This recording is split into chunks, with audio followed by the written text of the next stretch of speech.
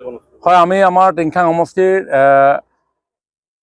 ছাত্ৰ ছাত্ৰীসকলক মাজে সময়ে তেওঁলোকৰ মনোজগতত বিচৰণ কৰি থকা বিভিন্ন কথা বতৰাবিলাকক লৈ কিছু অনুষ্ঠান আমি আয়োজন কৰি আহিছোঁ। বিশেষভাৱে ষ্টুডেণ্টছসকলক তেখেতসকলৰ সন্মুখীন হোৱা বিভিন্ন সমস্যাৰ পৰা আৰম্ভ কৰি মটিভেশ্যনেৰে তেওঁলোকৰ ইচ্ছিত যি জীৱনৰ এম্বিশ্যন তাত উপনীত হ'ব পৰা যায়, তাৰ কাৰণে বিভিন্ন ধৰণৰ প্ৰগ্ৰেম আমি কৰোঁ। তাৰ ভিতৰত অন্য এটা অতি গুৰুত্বপূৰ্ণ প্ৰগ্ৰেম সেইটো হৈছে সাহস আৰু প্ৰত্যয় ভৰা এদিন, যিটো আমি যোৱা বছৰো কৰিছোঁ আৰু এইবাৰো আমি অনুষ্ঠানটো মৰাণ বাণিজ্য মহাবিদ্যালয়ত কৰিবৰ কাৰণে অহা 25 তাৰিখে ঠিক কৰিছোঁ। এগৰাকী